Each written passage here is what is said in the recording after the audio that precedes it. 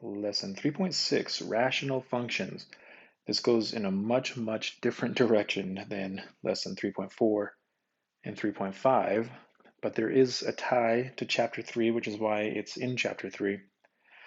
Rational functions are a completely different type of function than polynomial functions. See, polynomial functions in section 3.2, 3.3, 3.4, and 3.5, those polynomial functions, their graphs, if you remember the definition of a polynomial, the graphs are smooth and continuous like this, meaning there's no holes, there's no gaps. So those are the graphs of polynomial functions. Rational functions, you'll see, are quite different. So our 3 learning targets, and these are the steps really to graphing a rational function. So the first thing we're going to practice is just finding x or y-intercepts. The second thing we're going to practice, and this is probably a new word, it's called finding all asymptotes, is how you say that.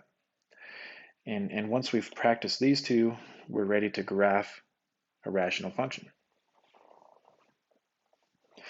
So a rational function is a function in the form of a fraction. The word rational stems from ratio. Ratio is a fraction. So r of x equals p of x over q of x, where p and q are polynomials. So we have a polynomial expression in the numerator, we have a polynomial expression in the denominator, and since we're dividing, again, q of x cannot be 0. Now we've seen one simple rational function all the way back in chapter 2. This was what we called the reciprocal function in section 2.2. And this is a very simple form of a rational function. Now a couple of things I want to point out. This particular rational function has no x or y intercepts, and that's a little uncommon. Most rational functions have at least one or the other, mostly both. But this one has no intercepts. It does, however, have a unique characteristic, not maybe unique to rational functions entirely, but it is not very common to have what are called asymptotes. They don't actually exist on the graph. They're more like invisible barriers that graphs interact with. Here's what I mean. The domain of this rational function is all values of x except x cannot equal 0. See, here we have an x value of 1 when x is 1, y is 1. When x is 2, y is 1/2. When x is 3, y is 1/3. When x is 1/2 or 0.5, we have y equal 2. And if x were 1/3, y would equal 3. If x was 1/4, y would equal 4. And we could do the same thing on the negative side. X can be anything except x cannot be 0. And so what we do is where x equals 0, there's this imaginary dotted line, this vertical dotted line, running right here at x equals 0. This is what's known as a vertical asymptote. Vertical asymptote, and it occurs at each domain exclusion. So since we excluded x equals 0, 0 was excluded from the domain, so there is a vertical asymptote placed there at x equals 1 or x equals 0. Now notice the behavior of the graph as it nears a vertical asymptote. See, as the graph is nearing the vertical asymptote, this part of the graph is going up to positive infinity, and on the other side, as the graph nears the vertical asymptote, this part of the graph is going to negative infinity. And what I want to point out and make a clear distinction, we've seen something kind of like this where we have this invisible barrier, a vertical line here. I drew something like this way back in section 2.2 when we did piecewise functions. Now let me veer off here. So if you recall a piecewise function, I did draw vertical lines like this, But the difference between a piecewise function and rational functions is this. A piecewise function goes all the way to the barrier, stops, and then it picks up somewhere else and might look like this, and then it picks off somewhere else and goes off in this direction. That's a piecewise function. It actually does go right on top of that invisible barrier, sometimes with a dot with a closed-in circle, sometimes with an open circle. So that's a piecewise graph. Rational functions are different in the fact that when you have a vertical asymptote, the graph will get close and closer and closer to it, but not actually ever touch it, like this. So here we have a rational function where when a graph gets close to that vertical asymptote, it either goes down to negative infinity or it goes up to negative infinity. Here we had that piecewise graph. On a piecewise graph, it actually goes right onto it and stops and comes somewhere else and goes right onto it and stops. Anyway, I want you to have that distinction in your mind. Okay, so we have a vertical asymptote anytime there's a domain exclusion. There are also what are called horizontal asymptotes. So if you notice on the x-axis, we have this imaginary barrier because you see as x is getting larger and larger, as x increases, y is getting smaller and smaller, but it's approaching this invisible line here, y equals 0. And same thing on this side. As x is getting more and more negative, as x approaches negative infinity, y is also approaching 0. This line y equals 0. So here we have a horizontal asymptote.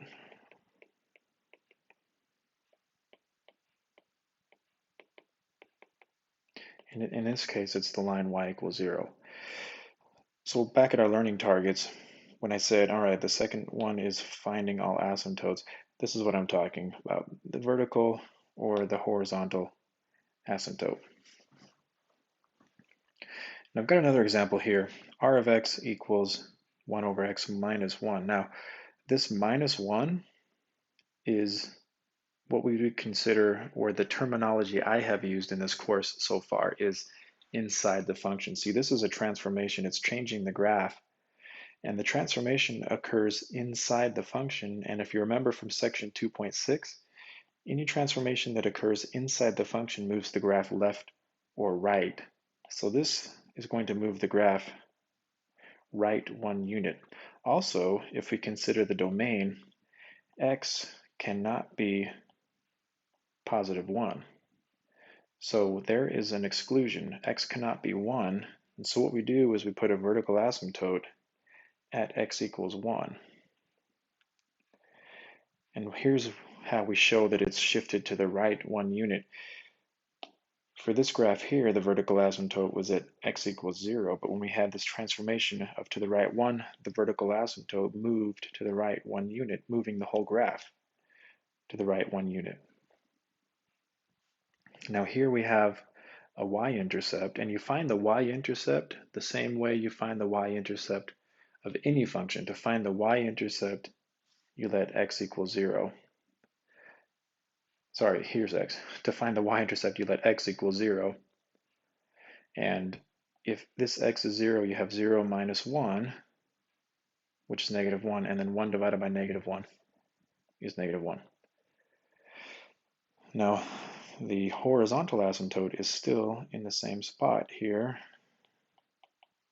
So we have our vertical asymptote and we have our horizontal asymptote.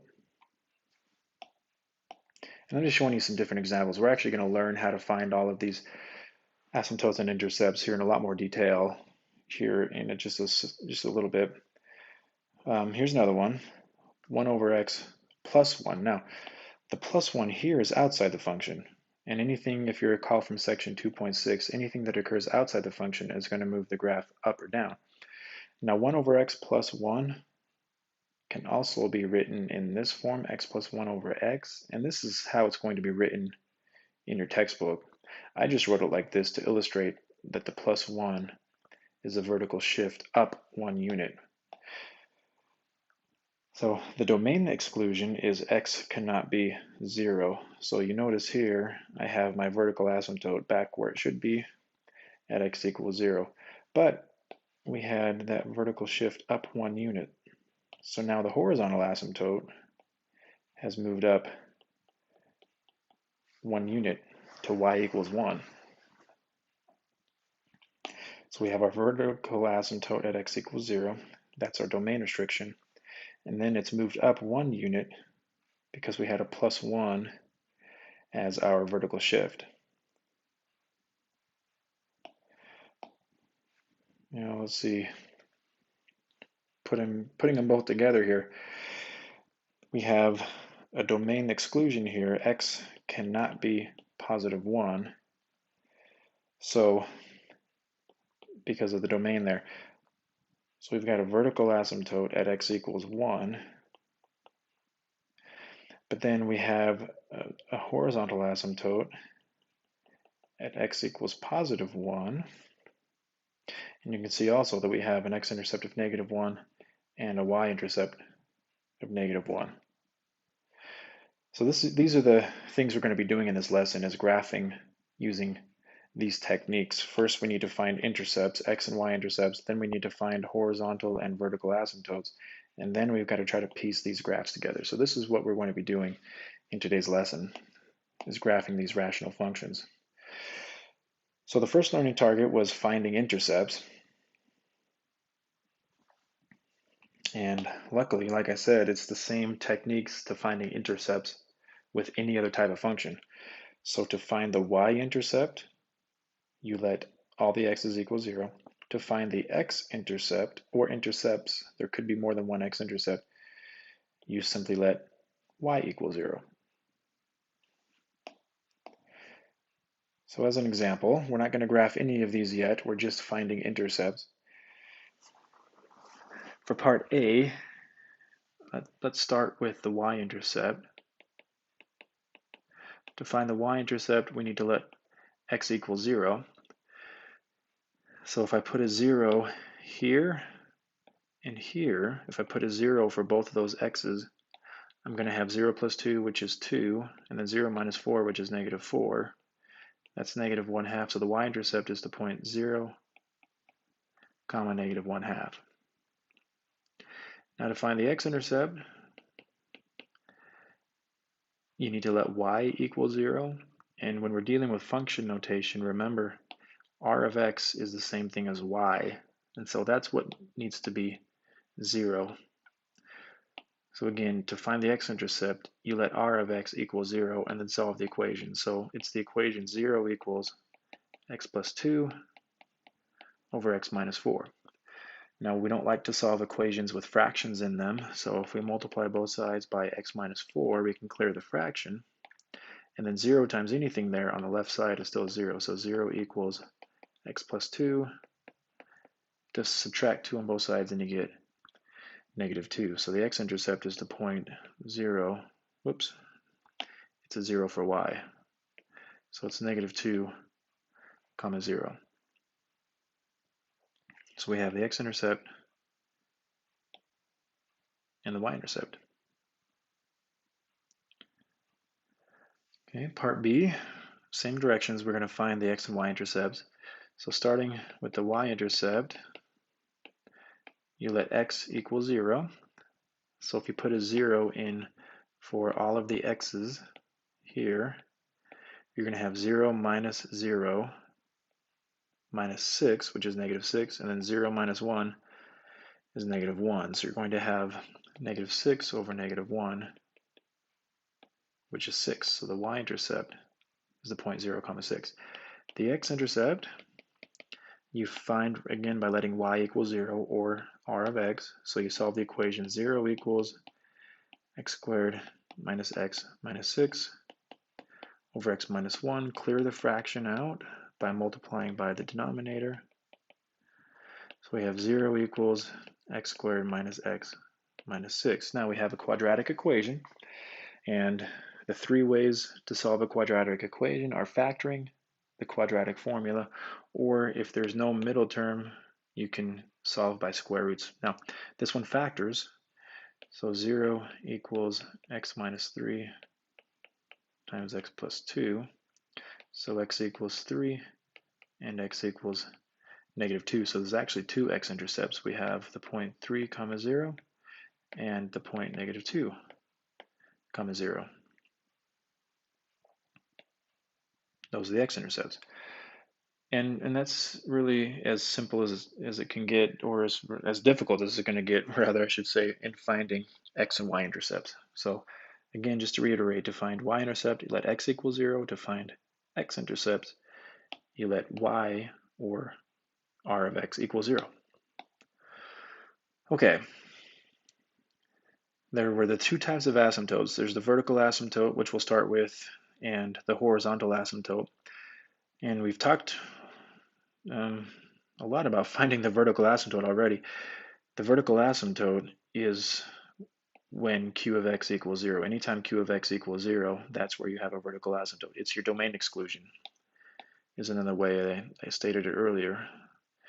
So that's your domain exclusion. So for example here, x squared minus x minus 6 divided by x minus 1, that's the problem that we just talked about in the very last example. The vertical asymptote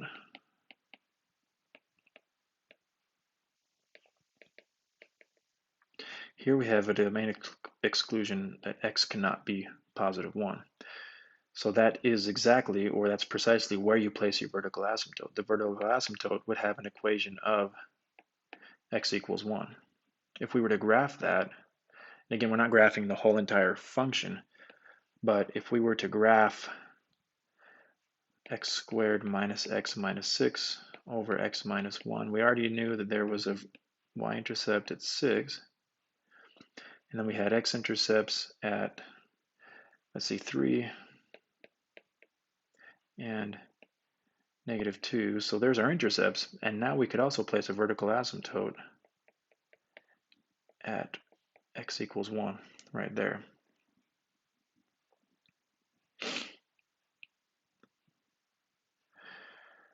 So to recap here, for vertical asymptote, anytime you have a domain exclusion, that's where you place your vertical asymptote.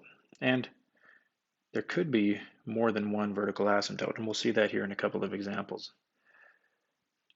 Now, horizontal asymptote, it's just as easy to find, but you have to remember a little bit more regarding the horizontal asymptote.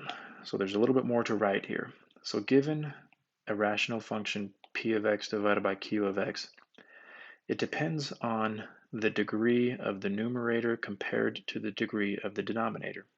And that's how we determine where the horizontal asymptote is. So in case 1, q of x, or your denominator, would have a higher degree than p of x. If that is the case, if q of x is a polynomial with a higher degree than p of x, then the horizontal asymptote is y equals 0. Another way of saying that is it's on the x-axis. So for example, this one here, the numerator is degree 1. X minus 1 is considered degree 1. X squared plus 3x plus 2 obviously is degree 2. So the denominator has a higher degree than the numerator. In this case, the horizontal asymptote would be the x-axis right here, y equals 0. So there's your horizontal asymptote. Now, just for the sake of practice, the vertical asymptote here, we have x plus 2, x plus 1. So you would factor the denominator, and then the domain exclusions are x cannot be -2 and x cannot be -1. So that's precisely where you would place vertical asymptotes. So you'd have one of them at -2 and another one at -1.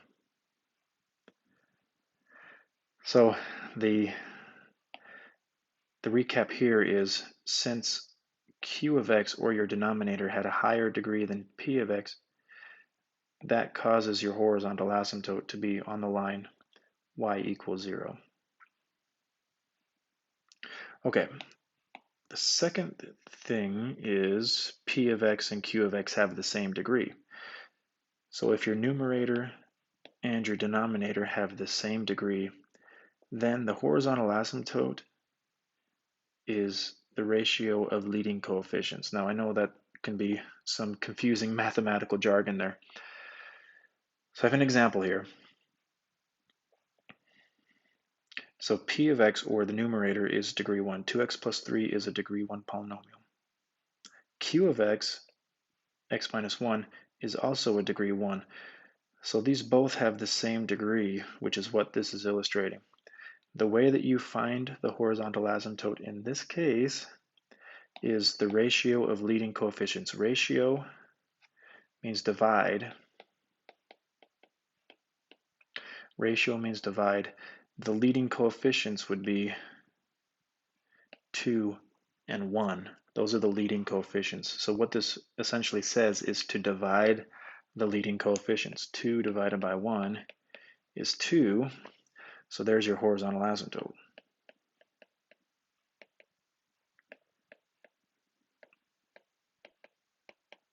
Your horizontal asymptote is up 2 units, or it's the line y equals 2.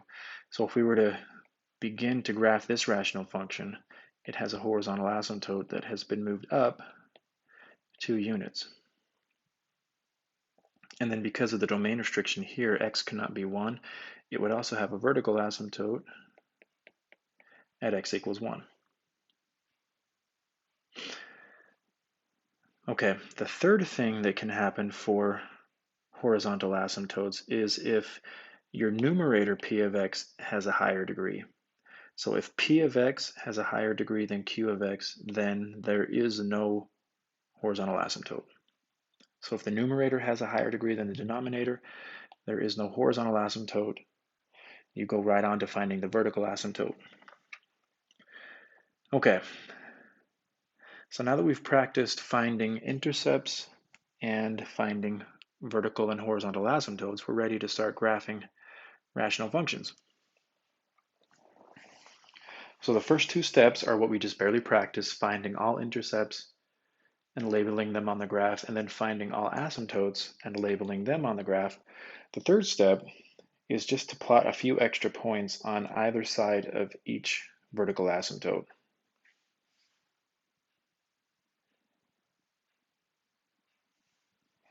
So to start,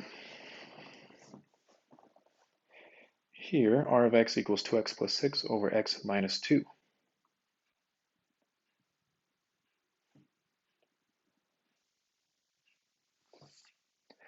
So the y-intercept,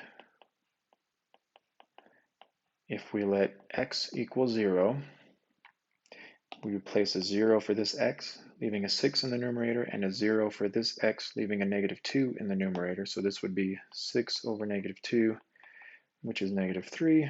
So the y-intercept is the point 0, comma negative 3. Now the x-intercept is the equation 0 equals 2x plus 6 over x minus 2, because remember, to find the x-intercept, you let y equal 0. And then we solve the equation, and we clear the fraction, and then we have 0 equals 2x plus 6, subtract 6, and then divide by 2.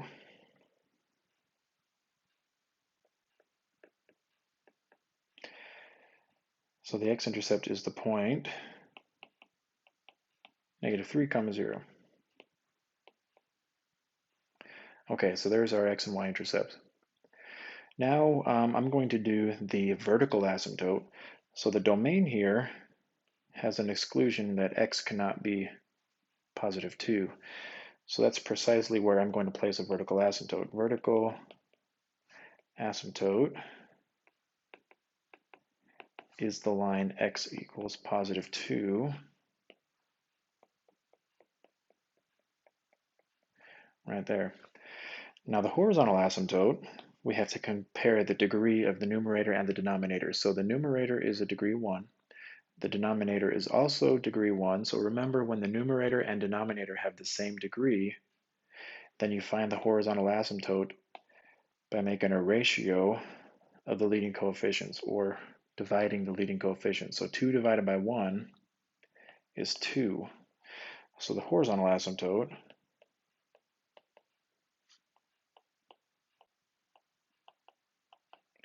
is the line y equals 2. That's just a horizontal line up 2 units.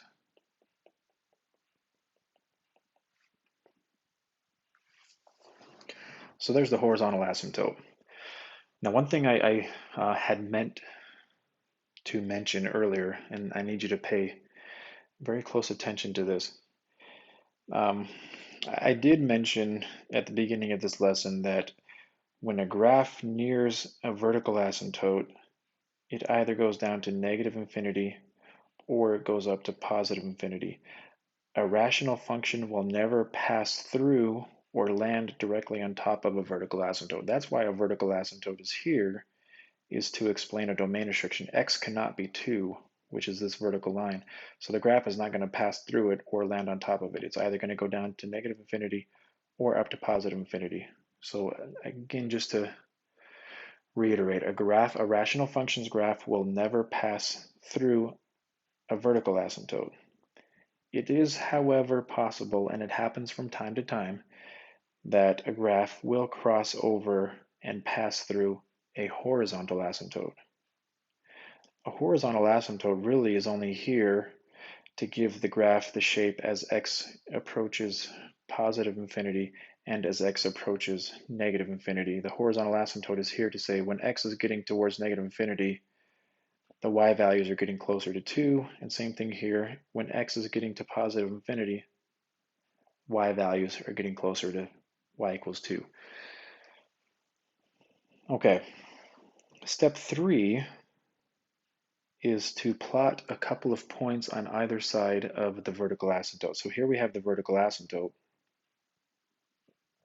I'm going to plot a couple of points on either side, so like x equals 1 here, x equals 3, x equals 4, just to have a better idea of where the graph is on either side of the vertical asymptote. So when x equals 1, I'm going to have 2 times 1 plus 6, which is 8. So that's 8 over 1 minus 2, which is negative 1. So 8 divided by negative 1 is negative 8. So when x equals 1, I'm all the way down at negative 8. So this is telling me, or would lead me to believe, that the graph is looking something like this, or at least that portion of the graph looks like that. Now when x equals 3, 2 times 3 here is 6, and then 6 plus 6 is 12, so I have a 12 in the numerator. 3 minus 2 is 1. So when x equals 3, y equals 12, which is pretty high up there, so it's about up here. When x equals 4, I have 2 times 4, which is 8. 8 plus 6 is 14. 4 minus 2 is 2. 14 divided by 2 is 7. So when x equals 4, y equals 7, which is about right here. So this piece of the graph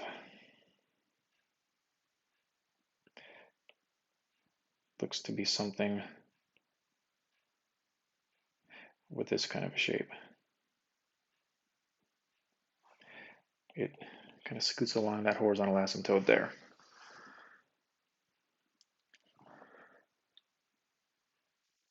Okay, and those are the 3 steps: intercepts, and then asymptotes, and then plot a few additional points. Okay, let's try another one. Part B.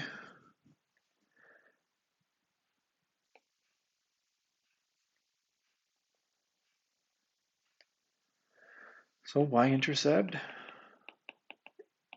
if we let all the x's equal 0, so I'm going to have a 0 here, leaving a negative 2 in the numerator. If I have 0 minus 2 times 0, so that's 0 minus 0, and then 0 minus 3 is negative 3. So I have a negative 2 over negative 3,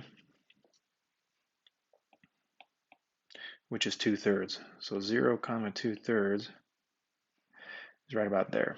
Now the x-intercept would be y equals 0. So that's 0 equals x minus 2 over that. Now if I multiply both sides by the denominator, you're going to get 0 equals x minus 2 or x equals 2. So it's the point 2, comma 0.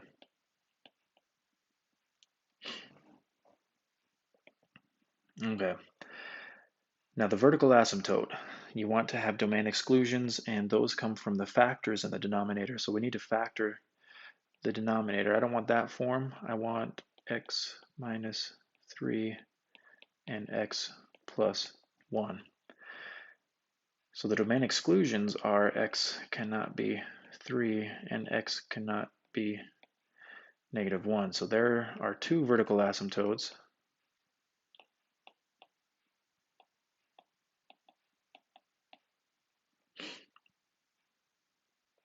At x equals 3 and x equals negative 1.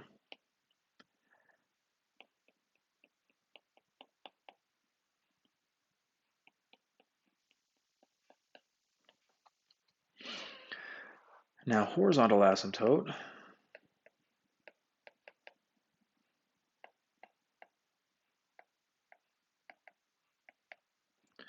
we compare the numerator and the denominator. The denominator is degree 2, however the numerator is degree 1. So if you look at your notes, the first part of the horizontal asymptote discussion, if q of x has a higher degree than p of x, then the horizontal asymptote is the line y equals 0, or the x-axis. So we have a horizontal asymptote right along the x-axis right here. So we have a horizontal asymptote along the x-axis. We have two vertical asymptotes here and here. Now, step 3 is to plot a few additional points on either side of the vertical asymptote. So here we have 1, x equals 2.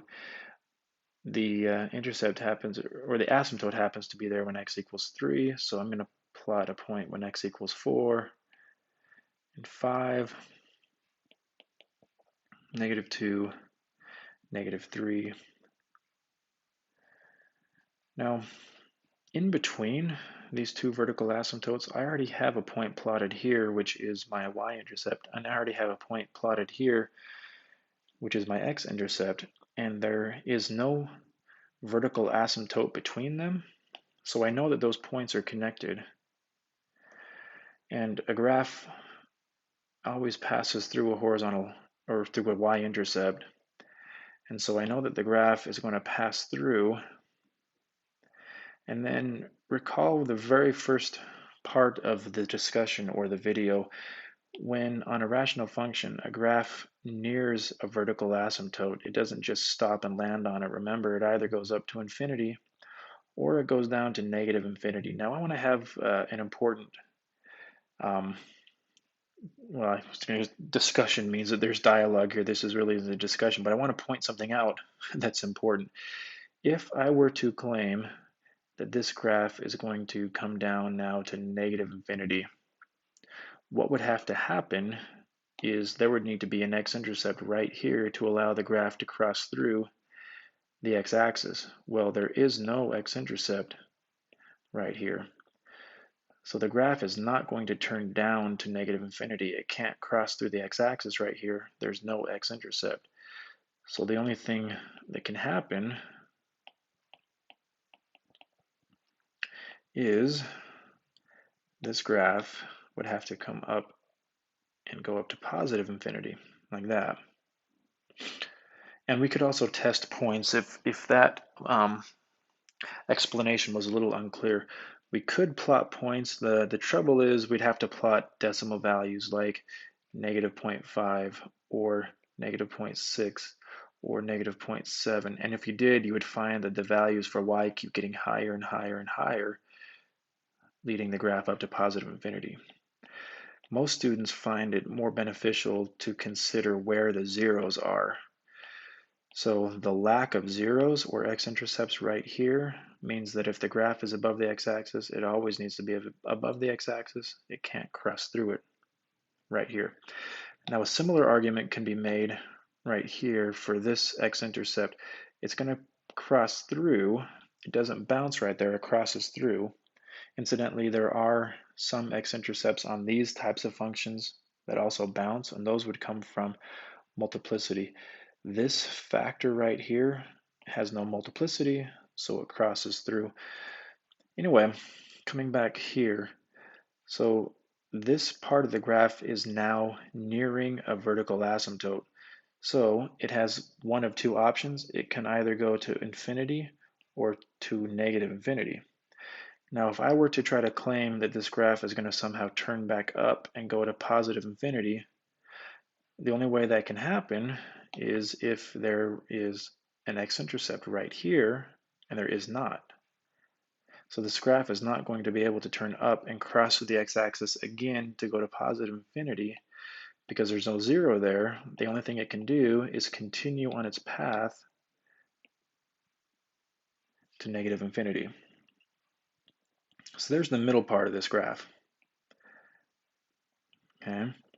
Now, I need to figure out what's going on the right side of this function, and I need to figure out what's going on the left side of this function. And the only way we can do that is by plotting a couple of points. So when x equals 4 and when x equals 5, for example. When x equals 4, in the numerator I get 4 minus 2, which is 2. In the denominator I get 4 minus 3, which is 1. And then I get 4 plus 1, which is 5. So then I have 2/5. When x equals 4, y equals 2/5, which is about right there. Now when x equals 5, I get 5 minus 2, which is, let me get my pencil back here, 5 minus 2 is 3 in the numerator. 5 minus 3 right here is 2, and then 5 plus 1 here is 6. So 3/12 is the same as 1/4, so 1/4 is about right there. So what we have here looks about like this. It goes up to infinity here, and then this graph never actually goes flat. It gets closer and closer to the line y equals 0, right through there. Now over here on this side, when x equals -2 and when x equals -3. So when x equals -2 in the numerator, I get -2 minus 2, which is -4. Here, I get -2 minus 3, which is -5. And then -2 plus 1, which is -1. So I get -4 over 5, which is -4/5. So when x equals 2, I'm at -4/5, which is right about here. And just for the sake of time, if I did plug in -3, I'd get a value right about here. If I plugged in -4, I'd get a value right about there. So what we have here is behavior that looks something like that. Now, the examples we've done up until this point seem to have the left side of the function down here in this bottom left corner. The right side seems to always be in this top right corner. It is not always like that. These could be flipped upside down to where the left side is up here in this top corner and the right side could be down in the bottom corner. That's quite common. So just be aware of that. But one more here, and again, I know it may seem like overkill, but this is a completely new skill. It's going to take a lot of practice. So I think you should see a sufficient number of examples to prepare you for the variety, because these kinds of rational function graphs comes in all sorts of sizes and shapes. So it's good to see a whole variety here. Okay.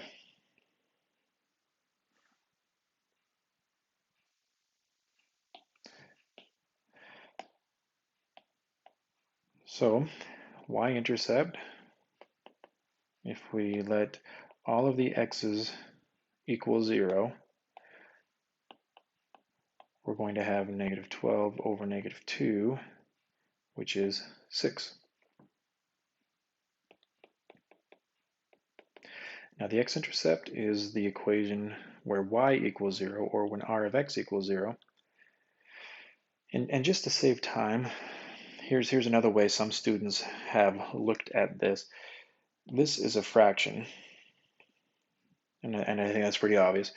The only time a fraction is ever going to equal 0, and let me say this one more time, the only time a fraction is ever going to equal 0 is when the numerator itself equals 0. So if I want this fraction, the whole thing, to equal 0, which is what I'm trying to do for this x-intercept, all I really need to have equal 0 is the numerator.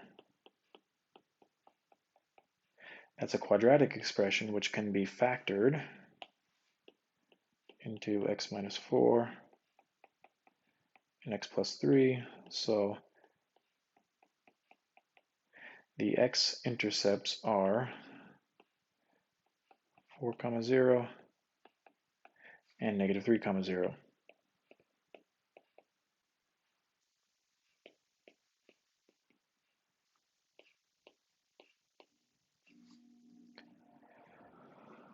All right, the vertical asymptote, or asymptotes, there could be several vertical asymptotes. We factor the denominator to find out where we have domain exclusions. And it looks like x can't be 2, so we have an a vertical asymptote at x equals 2.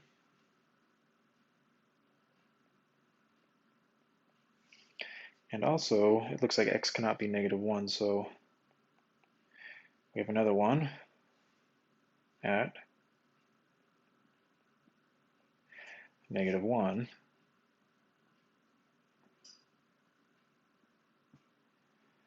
Okay. Now we have horizontal asymptote.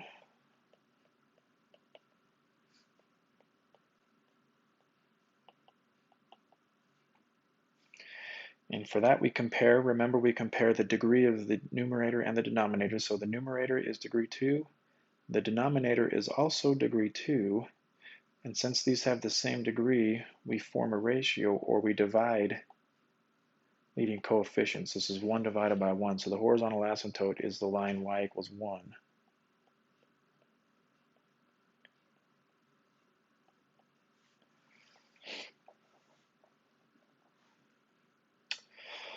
Now we have all the intercepts and all of the asymptotes, so we simply need to plot a couple of points on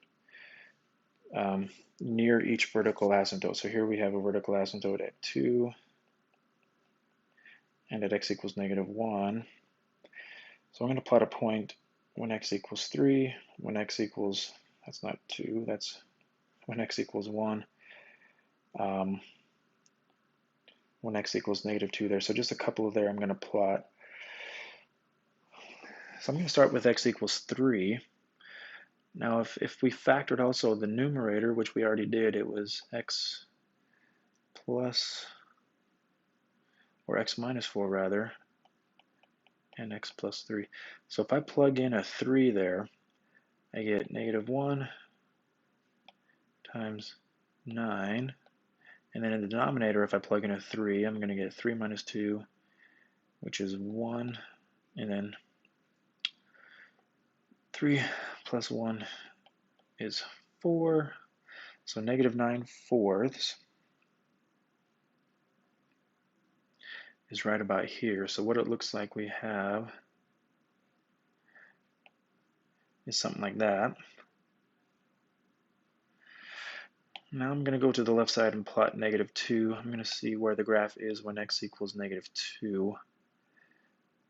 So if I plug in a negative 2 for all of the x's, in the numerator I'm going to have negative 2 minus 4, which is negative 6. Negative 2 plus 3 is 1, so there's a negative 6. Now in the denominator I get negative 2 minus 2, which is negative 4, and then negative 2 plus 1, which is negative 1. So this is negative 6 over 4, or negative 3/2, which is negative 1.5. That's right about there. So it looks like that piece looks like that. Now here, when x equals 1, I'm going to plug in x equals 1, figure out where the graph is.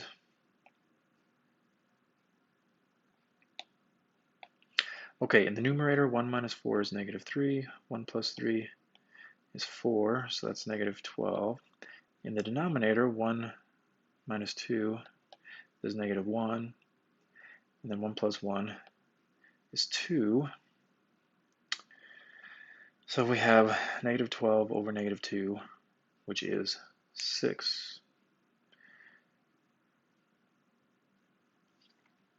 1 comma 6, which over here we had 0 comma 6, here we have 1 comma 6.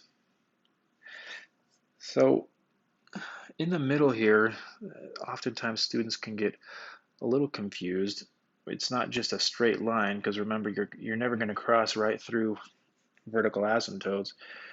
And remember the discussion we had about the behavior of a rational function as the graph nears a vertical asymptote. It's never just going to stop and land right on top of it. It's either going to go up to infinity or it's going to go down to negative infinity. Now, let me make an argument here. If I were to suppose that the graph maybe looks something like that, that's impossible because there is no x-intercept right here. So the graph can't cross through like that. Now, the other way, we could say, well, maybe it looks something like this. You say, well, the same argument applies. There's no x-intercept there either. So what happens here is actually a shape that's kind of like a parabola right in the middle. It comes down through here and comes back up like this in a U shape. So what we have is something that looks kind of like that right there in the middle. And I knew it had to be facing up rather than facing upside down like this, because if I were to claim it's facing upside down, then I would be saying, well, there's 2 more x-intercepts here, and there aren't any. So it has to be facing up.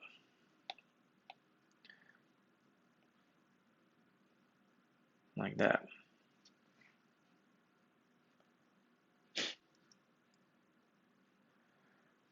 Okay, now just as a quick aside, some special cases that are mentioned in the text. Something called a hole in a graph. And I'm going to go a little bit more quickly through these because it's not a major part of the lesson, but it is mentioned, and it might be something that pops up later on in a math class you may have. So a hole in a graph. So here we have y equals x minus 1. That's just not rational, that's a linear function like that.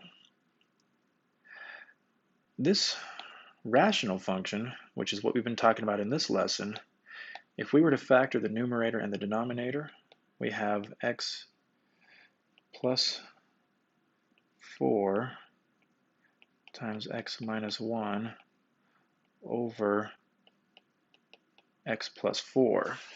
Now, there's a domain exclusion that x cannot be negative 4. This does not, however, result in a vertical asymptote. Even though it is a domain exclusion, this is a little bit different because it's what's called a removable. So x plus 4 divided by x plus 4 factors out, so it's removable. So it is not a vertical asymptote. What we're left with is simply the expression x minus 1, which is the same thing we had here, but there is still this domain restriction. X cannot be negative 4. So if I were to graph x equals negative 1, it's a y-intercept of negative 1. It's the same exact graph that we just did over here, with the one exception that when we get to negative 4, right here, I have to have a hole in the graph. Right there. X cannot be negative 4. So if you compare here, this graph to this graph, almost the same exact graph. The only difference is when x equals -4, I had to put a hole in the graph. It was not a vertical asymptote because it's removable, but it does still have a domain exclusion. X cannot be -4, so when x equals -4, there's a hole. So there's a hole in the graph when you have a removable factor in the denominator. Okay, the other special case is what's called a slanted asymptote. A slanted asymptote is an asymptote that's not horizontal, it has a slope, and it only occurs when p of x has a higher degree by 1 degree. So if p of x has a higher degree by 1 degree, then you have what's called a slanted asymptote. And again, this is more just to give you some additional information. It's not an essential part of the lesson. But for this one, the vertical asymptote is where the domain restriction is. So x cannot be -4, so we would still have a vertical asymptote at -4. Now, since p of x has a higher degree than q of x, there is no straight across horizontal asymptote, but because this is higher by 1 degree, we do have what's called a slanted asymptote, and the way that you find it is by doing long division. So if we did the long division here,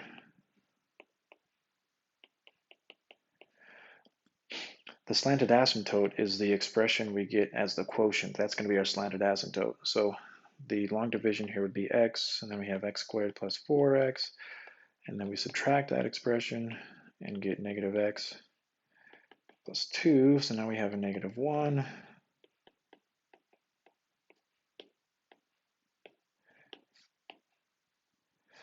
So there's a remainder, so it's x plus 1 plus 6 over x plus 4.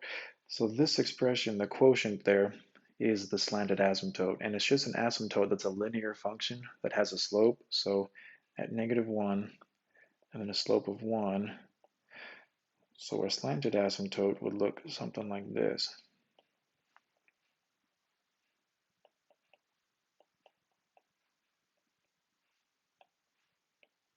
So there's the two asymptotes. We had the vertical asymptote at the domain restriction. The slanted asymptote was the quotient of the long division. And then the rest of the process is the same. You still find the x and y-intercepts. So the y-intercept would be 1/2. If you let all the x's equal 0, you get 1/2. The x-intercept would be, let's see, we have x plus 2 and x plus 1. So we have x-intercept at -2 and -1. So the graph would look something like this right up there. And then the bottom piece, and again, just for the sake of time, if we plotted a couple of points like x equals negative, where would that be? That would be -5. If you plotted x equals -5, you'd have a point way down here. -6 would be way over here. So this piece of the graph would end up looking something about like that if you plotted points. So anyway, those are called slanted asymptotes. So just to recap, this wasn't a super essential part of the lesson, just more of an interesting side note. But here, the essential parts are graphing rational functions using these three examples by finding intercepts first, and then your vertical and horizontal asymptote. And the last step is plot a few additional points to help you get the most correct shape of the graph.